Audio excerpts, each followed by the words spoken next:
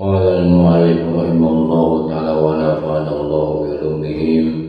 Rabbi zidna ilman nafi'an warzuqna fahman wasi'an wa amalan mutaqabbalan bi rahmatika ya arhamar rahimin. Bismillahirrahmanirrahim. Beberapa pujian memuji orang yang menyanjungnya dengan sifat-sifatnya yang baik ada kalanya berlangsung di hadapan orang-orang yang dipuji dan ada kalanya tanpa kehadirannya. Tidak dilarang memuji tanpa kehadiran orang yang dimaksud, kecuali apabila pemujinya memuji dengan sembarangan dan berdusta, sehingga diharamkan atasnya dengan sabda dusta dengan sebab dusta, bukan karena sifatnya sebagai pujian. Pujian yang tidak mengandung dusta itu disukai jika menimbulkan maslahat dan tidak menyebabkan kerusakan dengan sampainya pujian itu kepada orang yang dipuji, sehingga bisa terpesona atau akibat lain. Adapun pujian di hadapan orang yang dipuji maka telah banyak hadis yang menunjukkan kebolehan atau penganjuran, juga banyak hadis yang menghendaki larangan. Para ulama berkata, cara menggabungkan hadis-hadis itu adalah dengan mengatakan, jika orang yang dipuji memiliki kesempurnaan iman, keyakinan yang baik dan jiwa yang bersih serta pengetahuan yang sempurna, sehingga tidak bisa terpesona dan tidak bisa terpedaya dengan pujian itu, dan tidak bisa mempermainkan dirinya, maka tidak haram dan tidak makruh. Jika ditakutkan timbulnya sesuatu di antara perkara-perkara ini, maka sangat tidak disukai memuji. Di antara hadis-hadis yang melarang adalah yang diriwayatkan dalam Sahih Muslim dari Miqdad radhiyallahu anhu bahwa seseorang lelaki memuji Utsman radhiyallahu anhu, maka Miqdad sengaja berlutut dan mulai menaburkan tanah ke muka. Bertanyalah Utsman kepadanya, apa yang kamu lakukan ini? Miqdad menjawab, sesungguhnya Rasulullah SAW bersabda, Iza ra'aitumul maddahina fahsu fi wujuhimul turab. Apabila kamu melihat orang memuji, maka taburkanlah tanah di wajah mereka.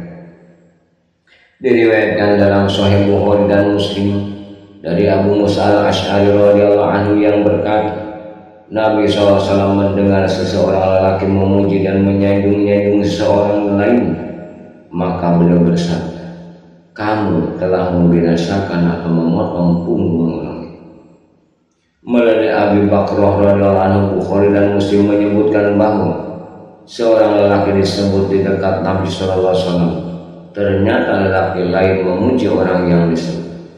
Mendengar itu beliau bersabda, waihaka qata'ata unuka sahibika yaqulu birara in kana ahadukum malihan la mahala taqal yaqul ahsibu kaja wa kaja wa kaja in kana yaro annahu kazalika masibuhu Allahu wa la yuzakki alai Allahi ahad.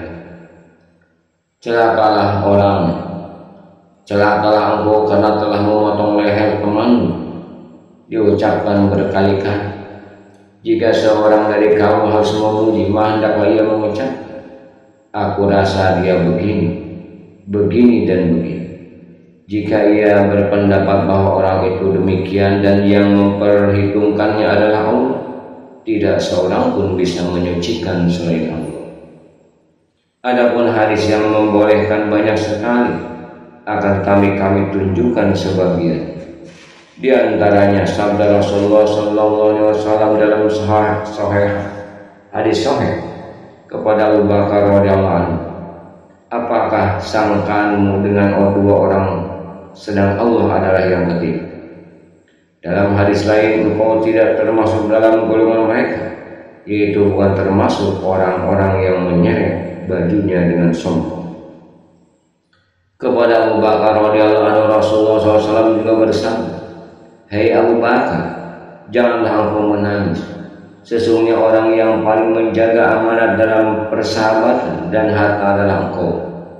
Andai kata aku harus mengangkat pendamping dari umatku, niscaya aku angkat dirimu sebagai pendampingku." Rasulullah SAW juga bersabda, "Aku berharap engkau menjadi salah satu dari mereka, yaitu dari orang-orang yang disuruh masuk dari seluruh pintu surga." Dalam hadis lain, suruhlah dia masuk dan beritahukanlah bahwa ia masuk surga. Nabi bersabda, "Aku masuk surga. Ketika aku lihat sebuah istana, aku pun bertanya, kepunyaan siapa ini?" Para malaikat menjawab, "Kepunyaan Umar." Aku ingin memasukinya, tapi aku ingat kecemburuanmu. Umar berkata, "Demi ayah dan ibu, apakah aku bisa cemburu kepadanya?" Dalam hadis lain, "Hai Umar, tidaklah setan berjumpa denganmu sedang engkau berjalan di satu sisi, melainkan dia berjalan di sisi yang tidak engkau lalui." Dalam suatu kesempatan Nabi menyatakan, "Bukalah pintu bagi Utsman dan beritahukan bahwa ia masuk surga." Dalam hadis lain beliau berkata kepada Ali radhiyallahu anhu, "Engkau sebagian daripadaku dan aku sebagian daripadaku." Rasulullah SAW juga berkata kepada Ali radhiyallahu anhu, "Tidak senangkah engkau terhadap aku untuk menempati kedudukan seperti Harun terhadap Musa?" Dalam hadis lain Rasulullah SAW bersabda kepada Bilal radhiyallahu anhu, "Aku mendengar suara sandalmu di surga." Beliau SAW bersabda kepada Ubay bin Ka'ab, "Engkau mendapat kenikmatan ilmu, hai Aba Munzir." Kepada Rasulullah SAW, kepada Abdullah bin Salam radhiyallahu anhu, Rasulullah SAW menyatakan, "Engkau tetap di atas agama Islam hingga mati." Dalam hadis lain beliau menerangkan kepada dua orang Ansor, Allah Azza wa Jalla tertawa atau kagum melihat perbuatan-perbuatan kalian berdua. Juga kepada kaum Ansor Rasulullah SAW mengatakan, "Kalian termasuk orang-orang yang paling kucintai." Dalam hadis lain beliau memuji Asy-Syaikh Abdul Qais, "Sesungguhnya dalam dirimu terdapat dua sifat yang disukai Allah Ta'ala dan Rasul, yaitu sifat pemaaf dan penyabar." Semua hadis itu masyhur dalam kitab Sahih. Oleh karena itu tidak saya tambahi contoh hadis yang kami sebutkan mengenai pujian Rasulullah SAW di hadapan orang yang dipuji banyak sekali. Adapun pujian terhadap sahabat-sahabat, para tabi'in dan ulama sesudah mereka terlalu banyak.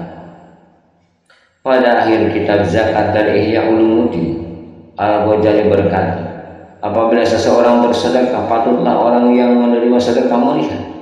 Jika memberi sedekah termasuk orang yang suka disyukuri akan sedekah itu dan suka menyiarkannya, maka patutlah penerima sedekah menyembunyikan, karena penunaian haknya adalah dengan tidak menolongnya atas kezaliman. Sedang permintaannya untuk berterima kasih adalah kezaliman. Sebaliknya, jika diketahui dari keadaannya bahwa ia tidak suka disyukuri dan tidak bermaksud demikian, maka patutlah penerima sedekah berterima kasih kepadanya dan menonjolkan sedekahnya. Sufyan Ats-Tsauri radhiyallahu anhu berkata, barang siapa mengetahui dirinya, tidaklah dia bisa dibahayakan oleh pujian orang. Al-Ghazali menambahkan, perincian makna-makna ini patut diperhatikan oleh orang yang memelihara hatinya, karena sesungguhnya perbuatan-perbuatan anggota tubuh beserta pengabaian terhadap perincian-perincian ini bisa membuat setan tertarik lantaran banyaknya kepayahan dan sedikitnya manfaat. Perumpamaan ilmu itu adalah perkataan bahwa belajar suatu masalah lebih utama dari ibadah setahun, karena dengan ilmu ini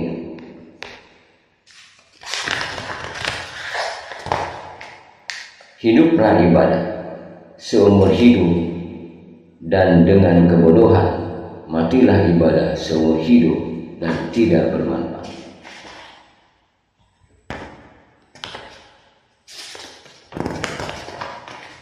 Ya, tamu.